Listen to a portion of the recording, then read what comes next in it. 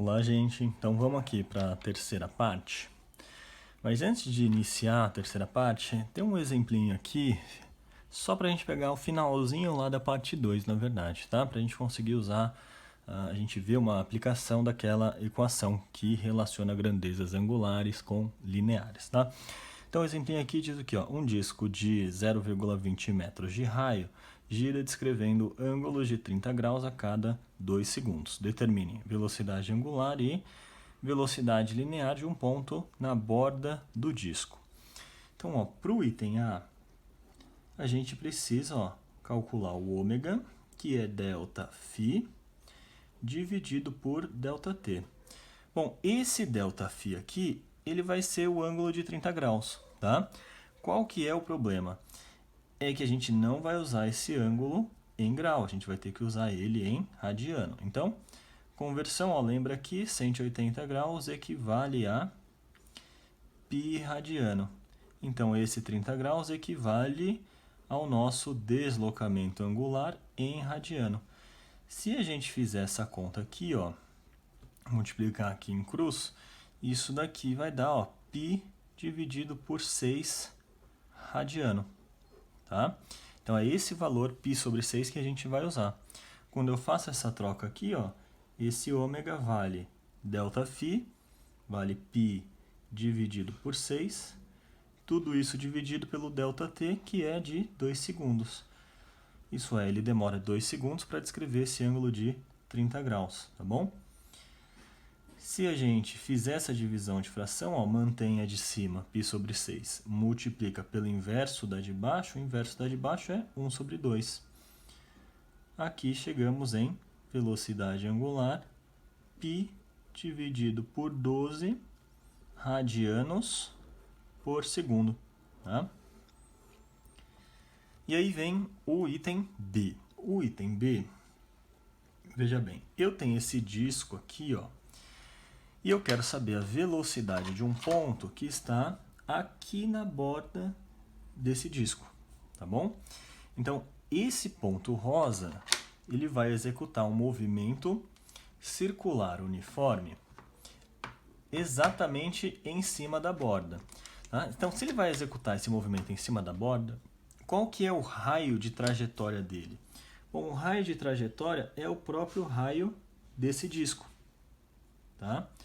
Portanto, nesse item B, o raio da trajetória vale 0,2 metros, tá bom? Então, muito cuidado quando você for olhar para esse raio, porque é o raio da trajetória circular que o corpo executa, tá bom? Bom, o que a gente vai fazer? Eu quero achar esse V, e eu sei o que? V é igual a ômega vezes R, tá bom? V é igual esse ômega é o ômega do disco. Então, todo mundo gira com a mesma velocidade angular. Portanto, entra aqui, π dividido por 12. Tudo isso multiplicado pelo raio da trajetória circular, que é 0,2. Se a gente fizer essa conta aqui, isso deve dar π dividido por 60 metros por segundo. Um último comentário aqui é com relação ao número π. Tá?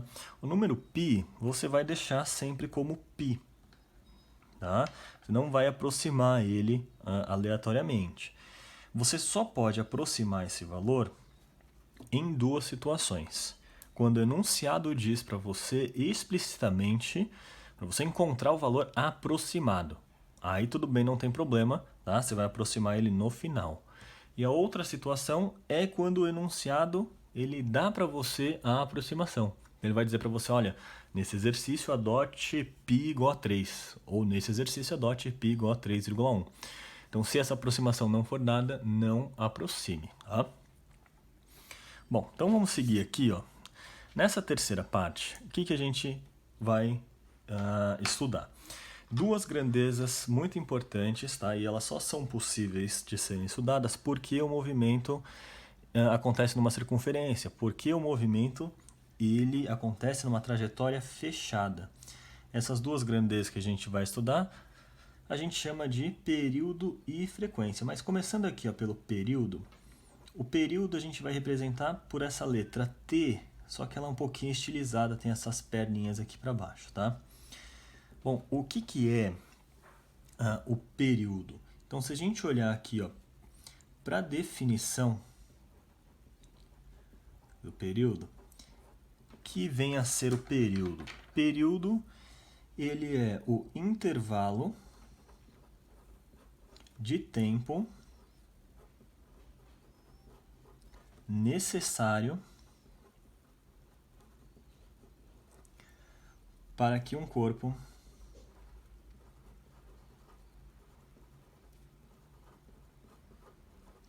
realize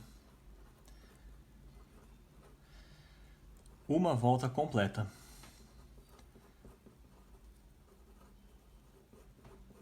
Então, o período de um corpo, tá? Se o período do corpo for, sei lá, igual a 5 segundos, significa dizer que esse corpo demora 5 segundos para dar uma volta completa. Sendo assim, a unidade de período no sistema internacional será em segundos. Tá? Por quê? Bom, porque período no fundo é um intervalo de tempo. Unidade, então, é segundos, tá bom? Então essa é uma grandeza importante, tá? Porque em vez de ficar contando parte de volta, bom, porque esse movimento ele é periódico, porque ele se repete, a gente pode contar em termos de volta. Então, quanto tempo ele demora para dar uma volta. Outra grandeza importante aqui que a gente vai estudar é a frequência. Frequência.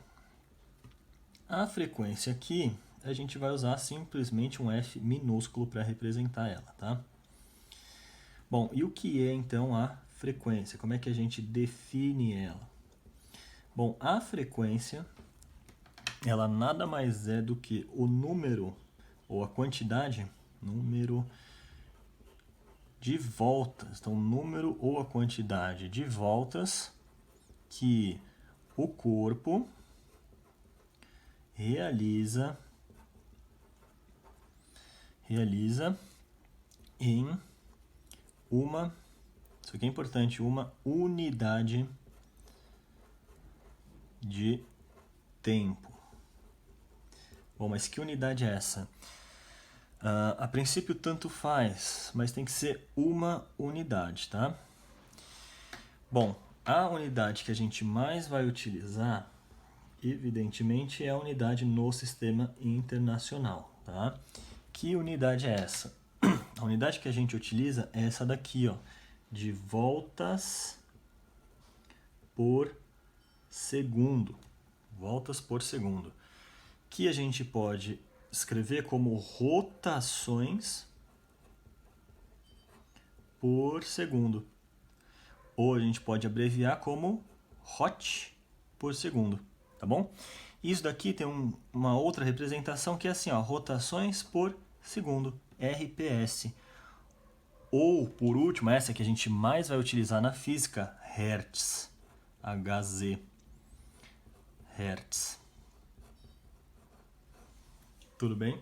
Então, frequência é quantidade de voltas por unidade de tempo. Se você usar o Hertz, é quantidade de volta por segundo. Voltas por segundo. Então, um corpo que tem uma frequência de 5 Hz, isso significa dizer que ele realiza 5 voltas a cada segundo. Tá bom? Se o corpo tem uma frequência de 1 Hz, significa que ele dá uma volta a cada segundo. Essas duas grandezas que a gente está vendo aqui, elas se relacionam. Tá? Existe uma equação matemática que relaciona essas duas coisas. Que equação é essa? Essa daqui, ó. Período vezes frequência. Isso aqui dá 1. Tá bom? Então, lá dos assuntos básicos, repare, ó, produto de duas grandezas dando um valor constante. Isso é sempre 1. Período e frequência são inversamente proporcionais. Tudo bem? Bom, uma vez que a gente consegue definir essas grandezas, a gente consegue olhar de novo para as velocidades, tá? Quando a gente olha de novo para as velocidades, a gente consegue fazer uma pequena troca aqui. Que troca? a gente consegue utilizar período e frequência agora. Porque vamos começar aqui, ó, pela velocidade linear. Então, velocidade linear, a gente viu o quê? Que era ΔS dividido por ΔT. O que eu vou fazer aqui? Eu vou pegar o ΔS de uma volta completa. Ou seja, eu vou colocar ΔS igual a uma volta. Lembra que grandeza linear está falando da parte externa da circunferência, tá? Então, isso daqui vai se relacionar com o perímetro. O tempo para o corpo realizar uma volta completa é o que a gente chama de período. Então, aqui ó, entra o período, tudo bem? Então, uma volta é o perímetro da circunferência é 2πr. Tudo isso dividido por período. Então, isso daqui é um jeito diferente para a gente calcular a velocidade linear, tudo bem?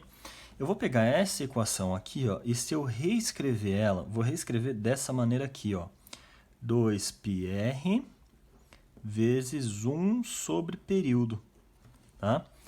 Se a gente observar bem, a gente vai perceber que esse termo aqui, ó, 1 sobre período, se você isolar a frequência aqui, ó, você tem 1 sobre período, que é passar o período dividindo. Então, uma outra maneira da gente achar essa velocidade é escrever assim, ó, 2πr vezes o que? Vezes a frequência. Tudo bem? Então, isso é um outro jeito da gente calcular a velocidade linear no movimento circular uniforme. Bom, a gente também pode olhar, para terminar aqui, para a velocidade angular. Ó. Velocidade angular é ΔΦ sobre ΔT. Vou fazer algo muito parecido. Eu vou pegar o ΔΦ de uma volta. Quando esse corpo realiza uma volta inteira, em termos de ângulo, significa que ele percorreu 360 graus. Ou, se você preferir, significa que ele percorreu 2π radianos.